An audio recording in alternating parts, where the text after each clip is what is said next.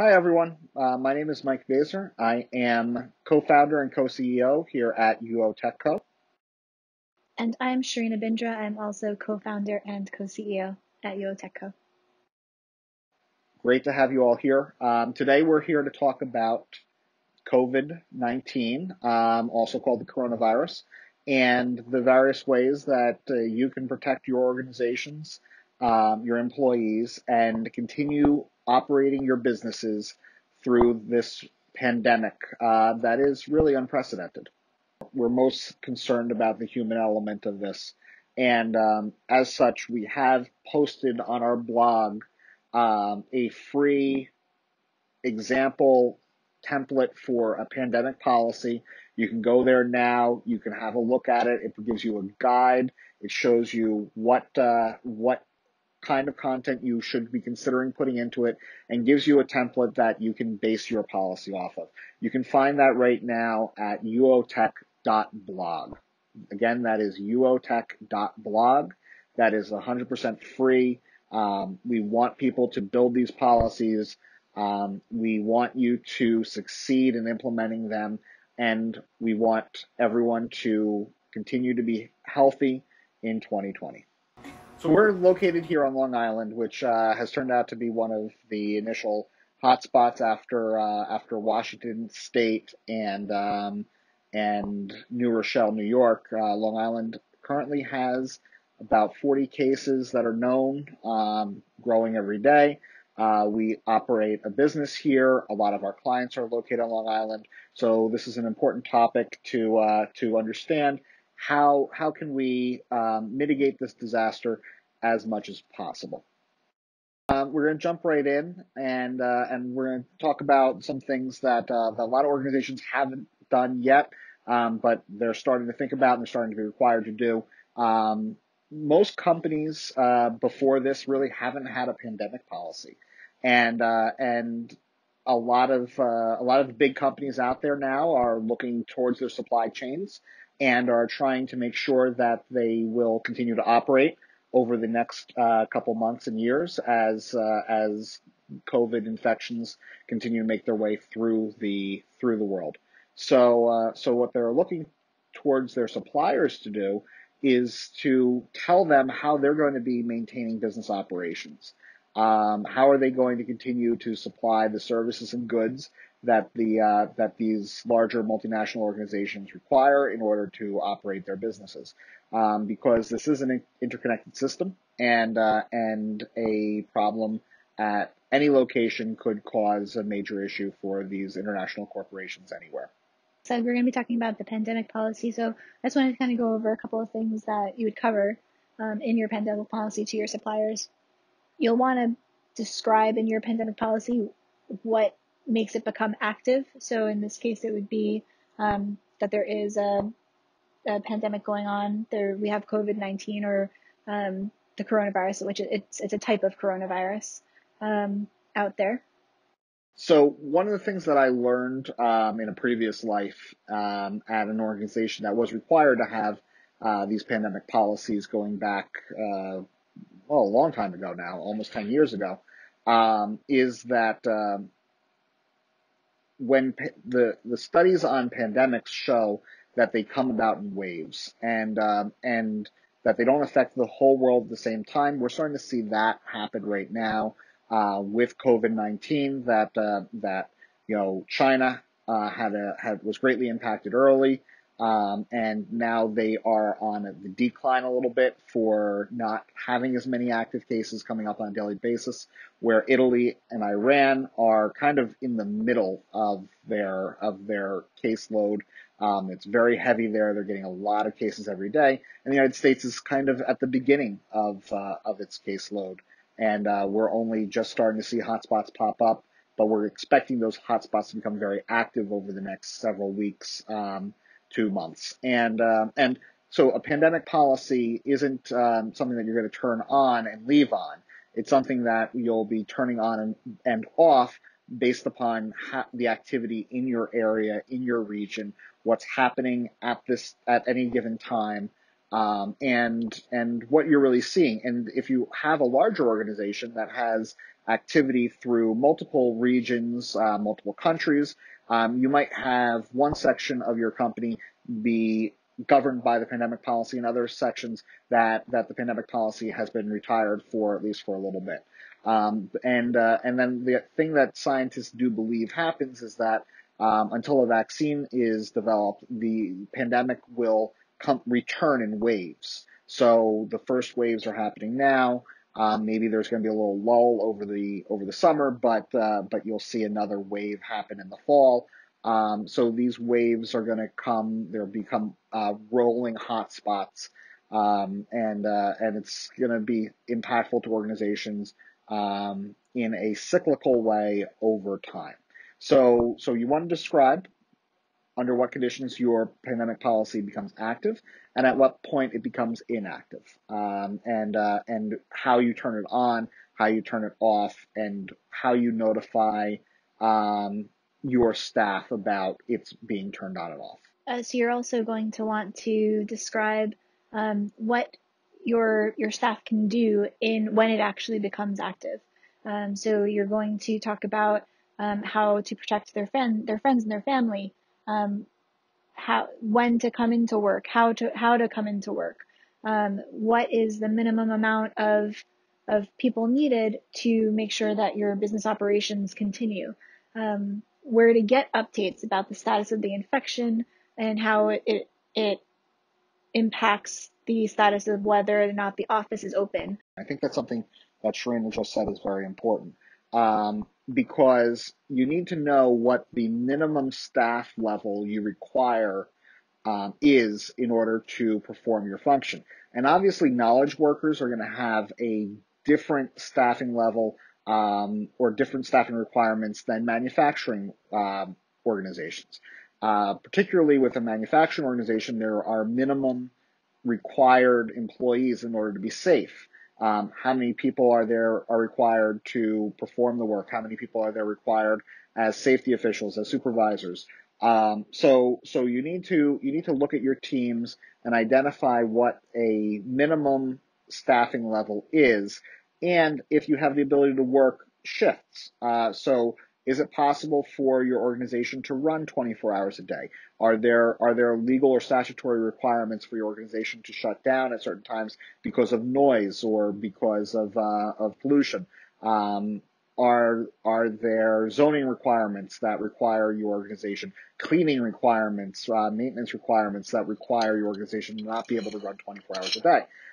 But for those organizations or those areas of business that have the ability to switch to a 24-hour model, a shift-based model, instead of a model where everybody is working at the same time, there's a lot of opportunity to spread out your employee load so that employees aren't as likely to infect each other, and also continue with your required production levels, your required turnout levels, to get the work out for your clients.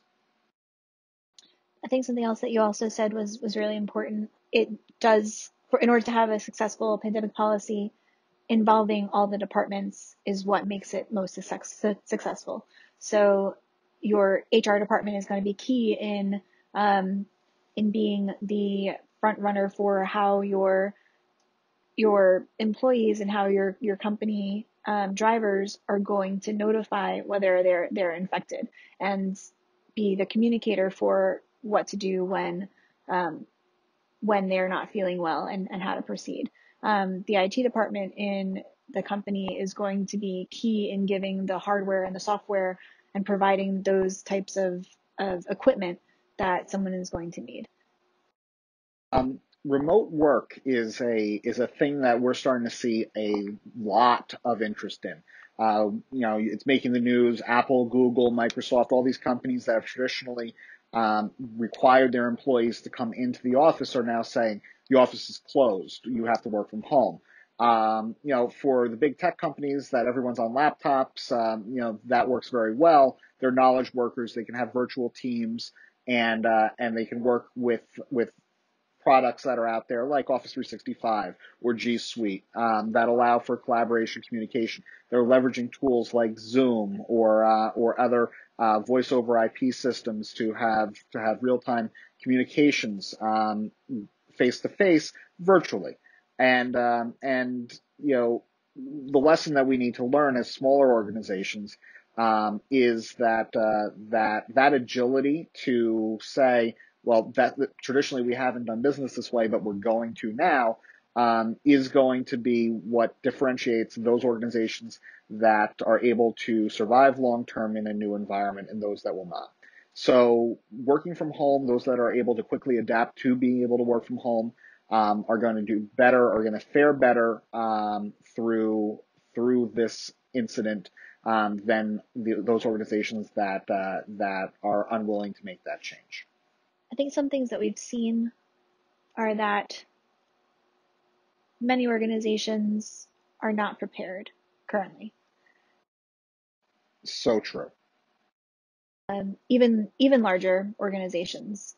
So I actually have a family member who is older, so one of the populations that are impacted, that are is going into the office, and all the tools are there for all of their employees to work remotely, but they didn't have a policy in place beforehand, and it's been a slow reaction. They know that there needs to be a change, and they know that they need to quickly turn that around, but they're relying on getting all the equipment and all the training and everything while an outbreak is already in place and is already happening. So I think that that's something that our company is really well versed in and can really help speed that along. It's something that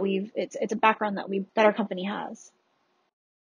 Our company is built upon a cloud first model, where we look to distributed workloads, distributed environments, to really help our customers build their process and do work from wherever they are in the world. Up until this point, it had largely been seen as a convenience thing rather than a business necessity. I think that what we're learning now, and what organizations around the world are learning now, is that this is really not a luxury; it's a must-have, because disasters that in the past may have just been regional, certainly have effects up and down supply chains and are likely to impact a greater number of people in a deeper way. So we really are turning to these cloud-based tools and collaboration platforms to build out remote workloads, and something that's always been said in IT is that your backup plan is only as good as its last test, and during the tests you really get to see how you perform and what your weaknesses are. A lot of organizations, most organizations, haven't really run a pandemic test, and as a result, we are seeing a lot of structural weaknesses around how to deal with this, and particularly around remote workloads. Supply chains are strained right now, getting laptops to employers that so they can provide them for home users. And go back to the policy a little bit. We were talking about the human resources aspect, and obviously in a pandemic, the human aspect is really the core driver. You don't have a snowstorm. You didn't have a major natural disaster. It's a human disaster that's unfolding. So human resources is going to be one of the core business units that's going to be stressed and taxed during this time. So they need to have a clear lines of communication. People need to know where to get information, where decisions are being made, who they're being made by, under what conditions they should get information from each source, where to report their illnesses or absentee requirements, whether it be theirs or their kin and their families. So communications are important, and each portion of your pandemic plan is going to be driven by your rate of absenteeism. How many employees are needing to be out either to care for themselves or their loved ones at any given time. And your organization needs to be able to be resilient enough to deal with those high rates of absenteeism. So the plans need to be to try to reduce that as much as possible, make your employees stable and know that the organization is stable through this, and enable them to work without putting themselves and others at risk.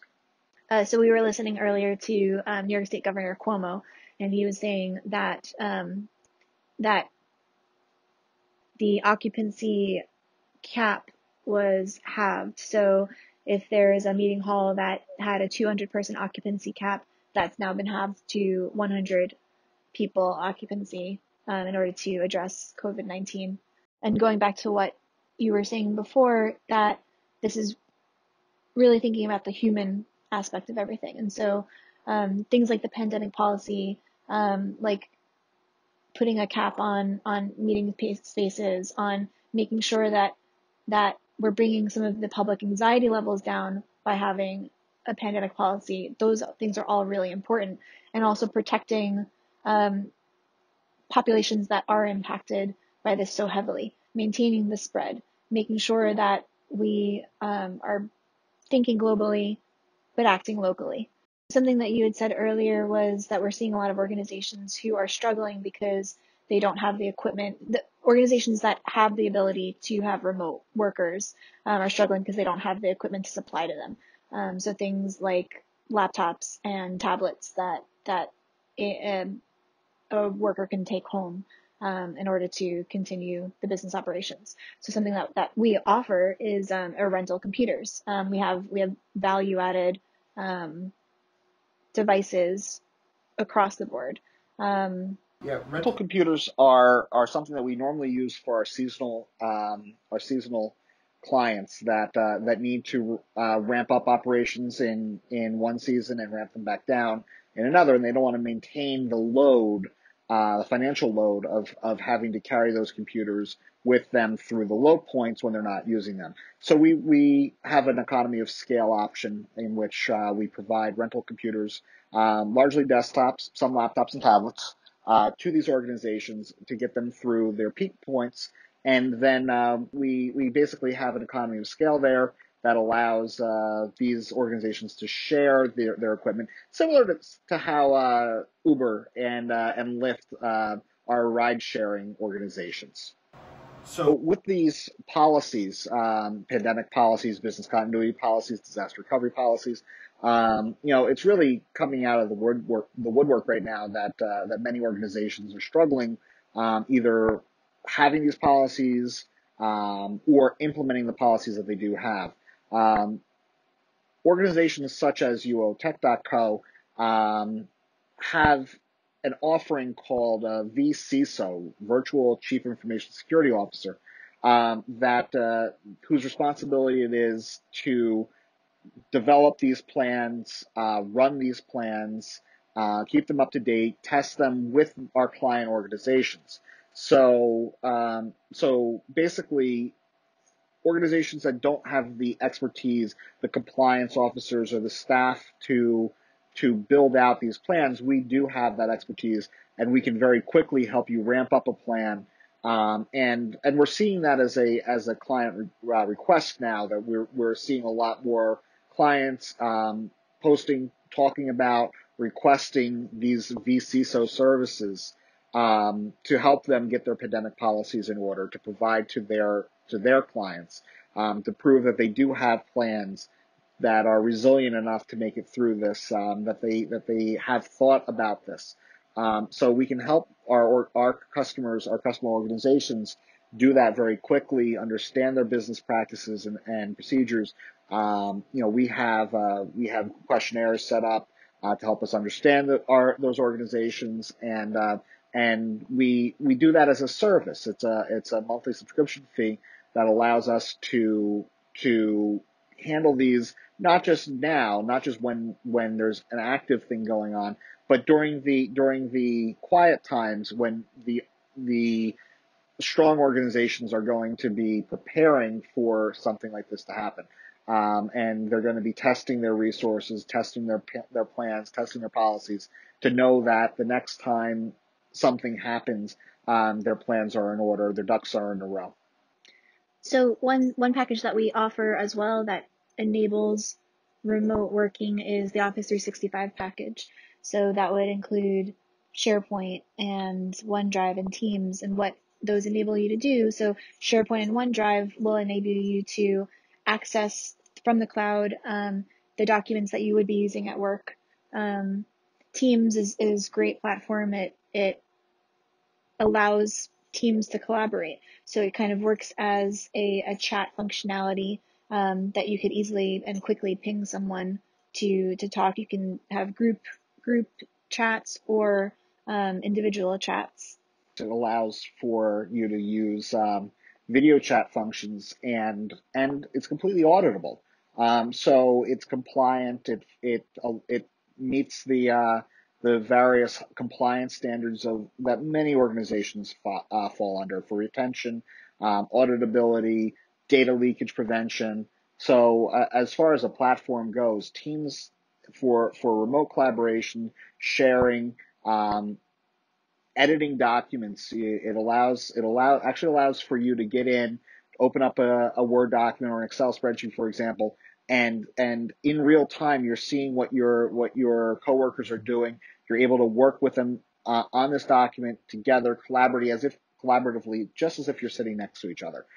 So as far as collaboration packages goes, it's really second to none, and it includes voice services. So our phone system is built on Teams. We have the ability to always take a call from wherever we are, from either a computer or our cell phone. And it has regular desk phones that you can plug in. Teams is really just an all-encompassing collaboration platform by Microsoft as part of the Microsoft Office 365 package, and we can't say enough great things about it.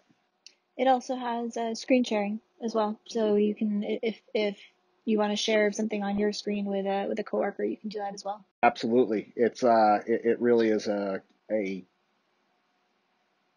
it's a product that brings a lot of value to the Office 365 package, and it's included. So it's one that we really hope to see a lot of people start to use more and more on Office 365. One thing that we also didn't mention actually about Teams is that it also comes with an app for mobile devices. And the app is robust. It allows for all those collaboration items we were talking about that the full desktop client does right on your mobile device, Apple and Android. So one of the things that I mentioned, so as we were talking about Teams and Office 365, is DLP, data leakage prevention, data loss prevention, and that's a critical component for any organization that's working in a high compliance environment virtually. And by virtually, I mean not in an office space that they're working out of their homes or they're working remotely. So a DLP setup allows you to tag your confidential files, your high importance, high value, business critical files, and know who's touching them, what they're doing with them, if they're putting them on USB devices, preventing them from going on USB devices, preventing them from leaving the virtual walls of your organization systems and heading out into the wild. So a DLP package that sits on top of Office 365 is a very good investment. It's something that allows you to control your data, your corporate data, your secrets, and know that that data is protected even when your employees are accessing it from outside of your offices. We also have a Sophos solution. So we have these little devices, Sophos Reds, that can go into someone's home. And that will actually bring the office's network into someone's home. Think of it like a hardware VPN, where the device either is going to broadcast a wireless network, or it's going to you plug your computer into it, and as soon as you do, you're plugged into essentially your office's corporate network. So you get access to all the same resources, the same logging and authentication packages, and you're doing it in a way that's going through your corporate firewall, your corporate Sophos firewall, and it's being scanned, logged, access rights are being monitored, web activities being monitored. So it's a really nice package, really nice hardware solution that simplifies connecting to the remote network, simplifies the VPN experience, and really makes it so that employees can confidently feel that they'll be able to get on without worrying about how they get connected to the corporate VPN. And the even better, it can be segmented from your main corporate networks through the Sophos appliances to require things like multi-factor authentication, to require a, a set of rights and rules that most organizations will be comfortable with as protecting their intellectual property, their clients' intellectual property, personally identifiable information, meet PCI requirements, etc. I think overall, we have a responsibility to our fellow citizens to protect them. If you are feeling sick, please don't go into work. If if you're an organization or an office, develop and implement a policy, a pandemic policy, to make it so that people understand. It brings down the public anxiety, and make it so that they understand what their roles and their responsibilities are going to be in the event of an outbreak. We're in the middle of an outbreak right now, and we want to make sure that people have the tools and the ability to make sure that that doesn't spread, that it can be contained, and that involves limiting the exposure of other people. Yeah, the core right now is to try to separate people, to not make them have to operate in tight quarters, to not make them pass through choke points where they can be infected by public transportation, or in their office or in event venues. It's really we're trying to, as much as possible, limit the spread of this contagion, because there's a limited number of hospital beds, because we care about our elderly, our immunocompromised colleagues, friends, and family.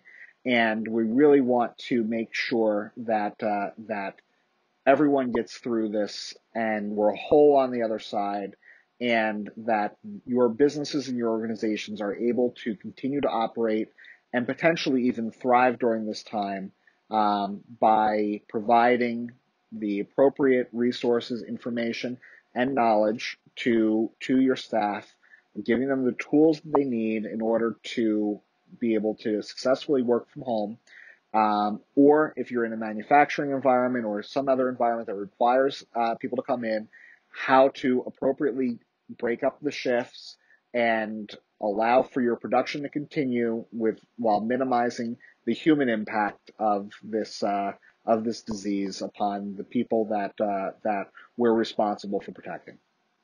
The human aspect of this is really important to us.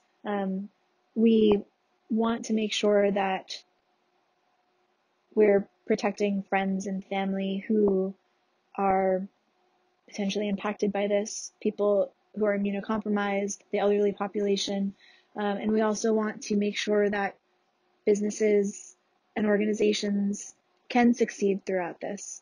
We have a free pandemic policy template that is free to the public completely, and anyone can take a look at. It is on our blog, uotech.blog. So again, that's uotech.blog. Please take a look at it. Again, we want to make sure that that companies and businesses succeed throughout this, that they come out the other side, and that everyone stays healthy in 2020 and beyond. Thank you very much, and it was a pleasure speaking with you all today. Thank you.